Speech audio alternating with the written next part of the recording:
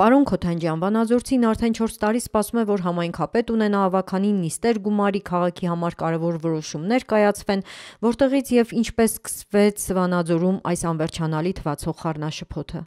21 թվականի ընտրություններից, թիմ ընտրություններից հետո Լուսավոր Հայաստանը վիճարկել է, քանի որ գտնում էր, որ իրեն պետք է մի մանդատ տան անճշտությունների հիմքով, որ խոր առումով չպետք է տեղի ունենար, որովհետև նման դրույթ չկա։ Բայց դատարանը վարույթ է ընդունում եւ դրանով ինքը նաեւ դիմում է դատարան, որպեսզի հայցի ապահովեն, այսինքն միջոց ձեռնարկեն, որպեսզի համայնքի ղեկավար չընտրվի այնքան ժամանակ, մինչեւ իր մի մանդատի հարցը լուծվի։ Դա նպատակը հետևյալն էր, որ եթե Լուսավոր Հայաստանին տրամադրվի մեկ մանդատով ինքը որոշիչ դեր է ունենում համայնքի ղեկավար ընտրելու հարցում։ Բայց 2023 թվականին վճռաբեկով մերժում եղավ Լուսավոր Հայաստանին, որը բեկանման այլևս ենթակա չէր։ Այս առումով հարկադիր ծառայությունը պետք է դեռևս 2 տարի առաջ բացեր արգելանքը, բայց քանի որ կողմերից ոչ ոք չէր դիմել, իսկ կողմերից շահագրգիռը պետք է լինի համայնքապետարանի աշխատակազմը, քանի որ համայնքապետարանի աշխատակազմի ղեկավարի պաշտոնի անձնագրում է նշված, որ ինքը պարտավոր է լինի բարեխիղճ, պաշտպանի համայնքի շահը եւ հետեւաբար նաեւ իր վրա է դրված նիստեր կազմակերպելու լիազորությունը, այսինքն այս կողմից եղել է 2 տարի անգործություն, իրանք չեն դիմել հարկադիր կատարողին, որպեսզի արգելանքը վերացվի, եւ դա արեց կուսակցություններից մեկը, այսինքն խմբակցություններից մեկը, որ կողմ է հանդիսանում, երրորդ կողմ։ Ինչի ձգձգվեց process-ը, որովհետև հասկ խմբակցությունը բողոքարկեց դատարան, բողոքարկեց կրկնակի դատարան, նշելով, որ իրեն չեն ծանուցել այս դատական գործերի մասով, բայց որը չբողոքարկվեց մյուսների կողմից այն հանգամանքով, որ հասկ խմբակցության առաջին համարը համայնքի ղեկավարի պաշտոնակատար է եւ տվյալ անձնավորությունը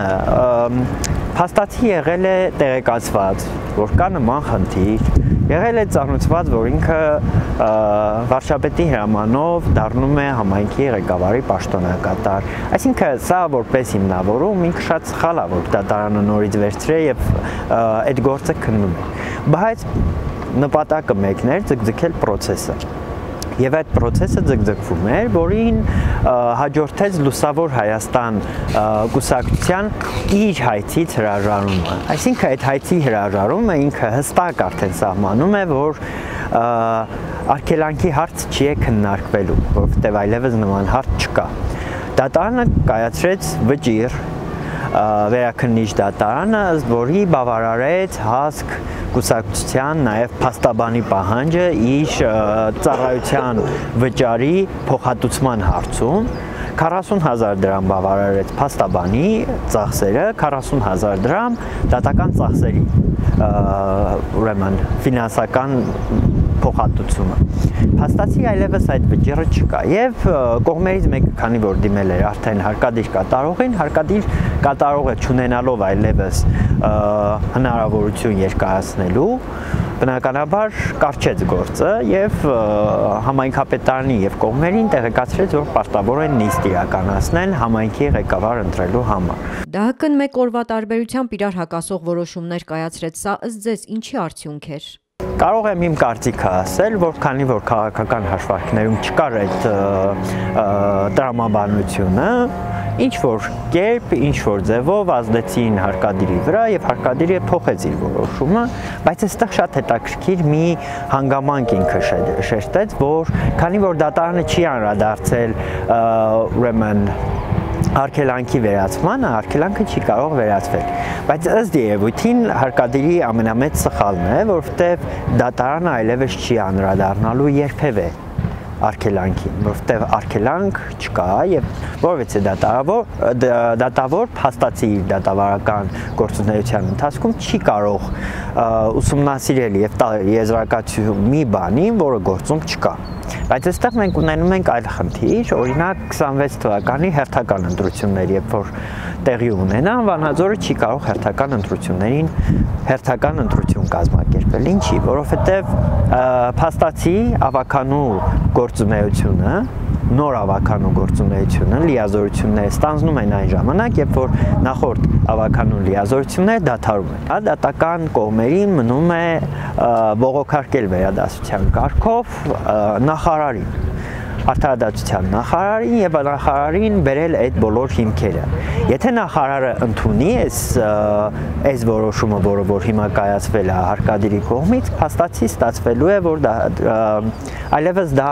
օրենքի տրամաբանության մեջ է դիտարկվելու եւ ստացվելու է մի նոր կոլապս, որից դուրս գալը արդեն տասնամյակներով լինելու է անհնար։ Այսինքն տեղական ինքնակառավարման մարմնի գործունեությունը խաթարվելու է դատական եւ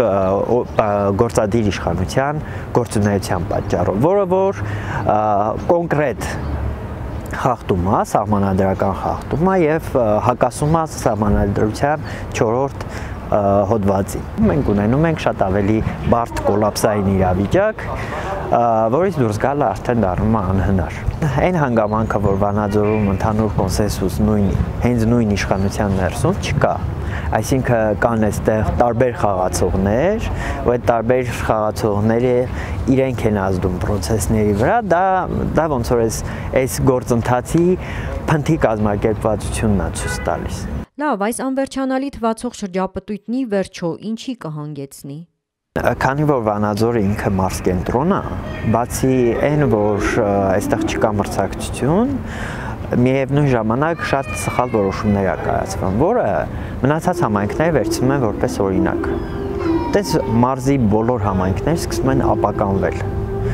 Այստեղ մենք խնդիրը տեսնում ենք մի բանում, որտեղ ԺՊ-ը ինչ ուզում անում է, որտեղ ազդող չկա, բայց մյուս համայնքներն էլ, օրինակ Սպիտակը, Փամբակը, Տաշիրը, Ստեփանավան, բոլորը օրինակ են վերցնում ու օրինակ քաղաքաշինական լուրջ խնդիրները, որոնք որ կան բոլոր համայնքներում, սկիզբը առ է Վանաձորի որոշումներով, որտեղ նայել են այս որոշումը ոչ մեկ դրա դեմը չի առել, հարմար տարբերակ է, այդ հարմար տարբերակով բոլորը շարժվում են առել։ Ու հենց ամենամեծ խնդիրը այդ է, ոնց որ բնակչությունը ինչի պետք է դա դեմ պայքարի, որովհետև այս նախադեպը հետո դառնալու է ամբողջ մարզից օրինակ վերցնում է կողքի մարզերը ու դա դառնում է պետության ապրելակերպը, հա։ Հենց այս process-ների դեմ զուտ պայքարը, օրինակ մենք, երբ որ պայքարում ենք, մեր բուն նպատակը այն է, որ այդ process-ները ցույց չտանք, որպեսզի չտարածվի ու մի ամբողջ պետություն դրա պատճառով չկործանվի հետո։